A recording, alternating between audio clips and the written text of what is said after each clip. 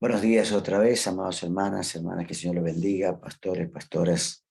Gracias por este tiempo. Estamos en este bloque habitual de los días lunes de plantación de iglesia y hoy quiero compartir con ustedes este tema tan importante para la vida de la iglesia, ya que estamos entrando en este momento, en esta década de MM33, en este gran desafío que tenemos como organización y que tenemos como asociación, como iglesia, y que también tenemos un desafío a nivel mundial entre 2023 y 2033. Recordando que nuestra meta país, sí, no es una meta inaccesible ni inalcanzable, es totalmente alcanzable, es construir o levantar o fundar 500 nuevas iglesias.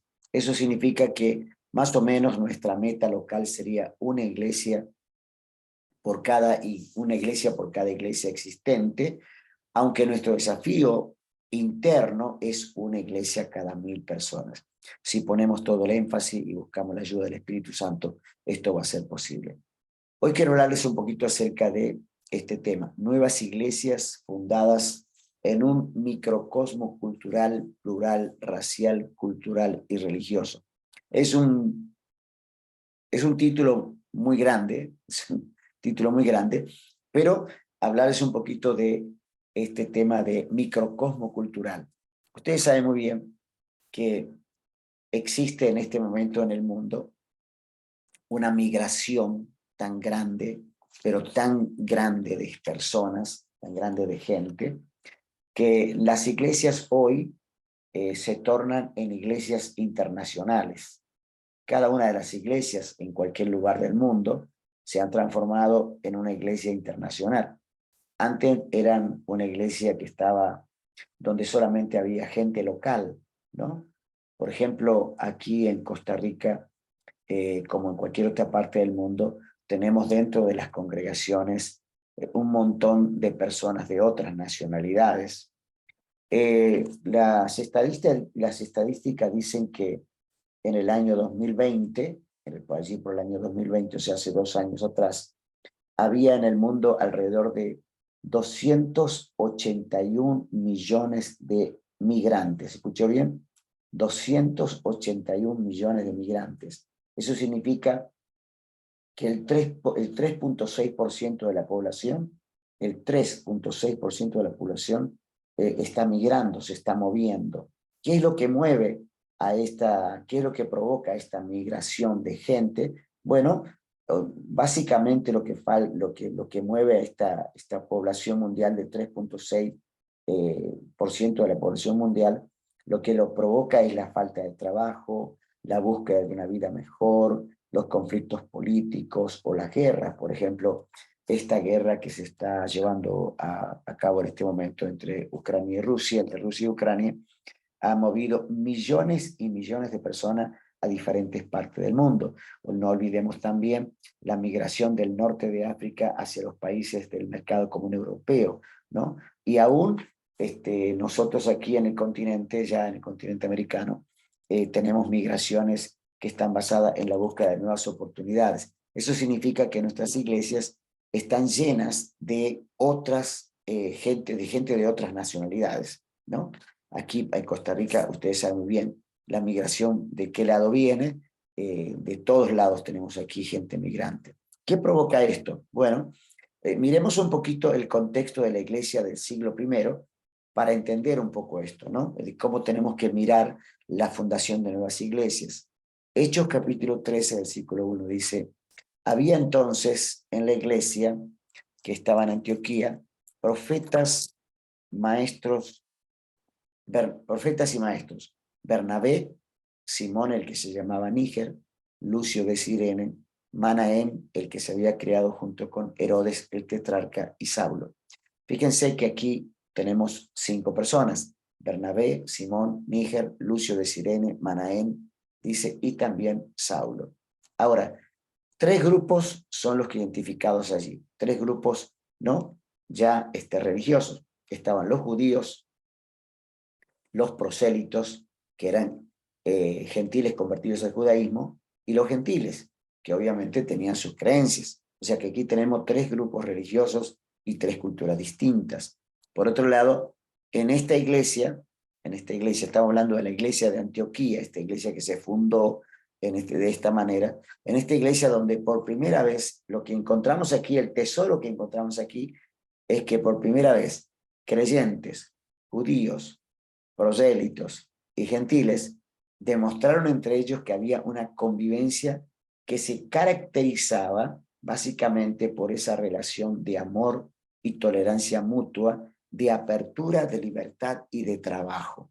Es muy interesante ver este crisol de gente conviviendo en una misma iglesia y todos bajo el amparo, la sombra del Espíritu Santo que los estaba llevando a provocar un movimiento que había de provocar un movimiento mundial. Ahora, miremos un poco más. 5 hombres diferentes, ¿no? De diferente raza, de diferente color, de diferente posición social, de diferente educación, son los que son mencionados, escuche bien, en el liderazgo de esta iglesia. O sea, no solamente había una convivencia, había una tolerancia, sino que había un liderazgo conformado por este microcosmo de gente de diferentes razas, color, posición social, educación, todo al amparo del Espíritu Santo, están por provocar un movimiento misionero mundial ejemplar. Esto es lo que sucede cuando se planta una iglesia. Allí en la iglesia tenemos diferentes grupos, siempre hay diferentes grupos. Hace poquito tiempo atrás estuve en una iglesia y el pastor me decía, aquí nosotros tenemos de esta nacionalidad, de esta nacionalidad, de esta nacionalidad, y me mencionó por lo menos 5 nacionalidades dentro de la iglesia, 5 nacionalidades. ¿Qué significa eso? Entonces, pero cada una de las personas que me mencionaba me decía, esta persona de esta nacionalidad está en tal área de la iglesia, esta otra de tal nacionalidad está en otra área de la iglesia. Y así, una por una, me fue mencionando las personas y diciéndome que a pesar de que no eran ticos, no eran gente nacida acá, había líderes ticos, pero también había líderes en la posición de autoridad dentro de la iglesia. Ahora, miremos un poquito, ¿de dónde eran esta gente? Bernabé, por ejemplo, era un levita de Chipre y también propietario de tierras. Él era de Chipre, la isla de Chipre. Simón, el que se llamaba Níger, o que también lo llamaban el negro, probablemente tenía su piel oscura, proveniente de un país de África. Lucio de Cirene, localidad donde había una famosa escuela de medicina, es identificado por algunos como Lucas, el autor de los Hechos, pero dice que su ubicación de su localidad era Cirene. Ya vamos a ver dónde estaba Cirene. Manahem, que era un aristócrata asociado con la corte del rey Herodes Antipa, él era de Jerusalén. Y Saulo, este intelectual enérgico, ya sabemos de dónde provenía Saulo, Saulo era de Tarso.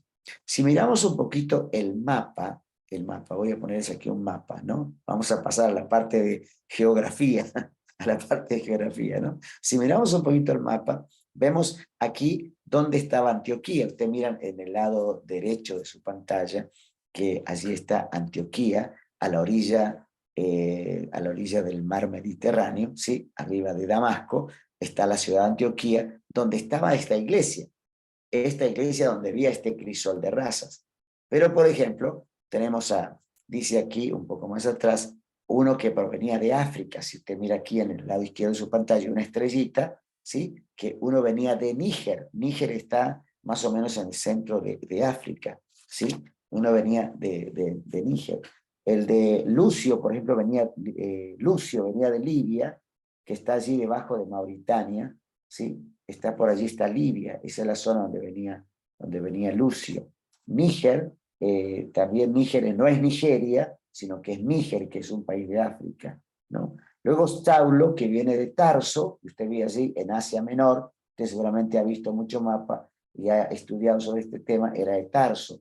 Y tenemos allí que Bernabé era de Chipre, está la isla de Chipre, aquí nomás, frente a Damasco, usted va a encontrar la isla de Chipre, y obviamente Manahem, que era de Jerusalén, que está aquí abajo, donde dice Judea y está Jerusalén. O sea que si usted mira el mapa, los líderes de esta iglesia eran todos gente de diferentes lugares, bien distanciados entre sí, bien distanciados entre sí. Ahora, ¿a dónde queremos llegar con esto?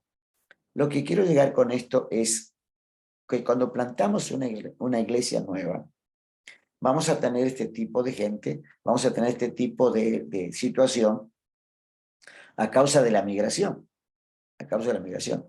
Pero si no tenemos una relación de afecto con estos migrantes que vienen a nuestras iglesias, y sobre todo a las iglesias nuevas, la iglesia no va a crecer.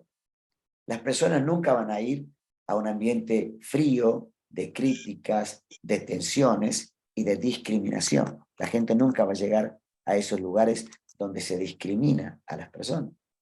Entonces, necesitamos darle a esas personas que van a visitar nuestras iglesias o que van a instalarse en esta nueva iglesia un ambiente adecuado y también las posibilidades de crecimiento para que ellos puedan madurar y transformarse como la iglesia de Antioquía con una iglesia donde hay un crisol de gentes, pero que están en el liderazgo. Eso es muy importante considerar, porque a veces tenemos el tema de la discriminación que dice, no, por ser tal, no le voy a dar nada, ¿no?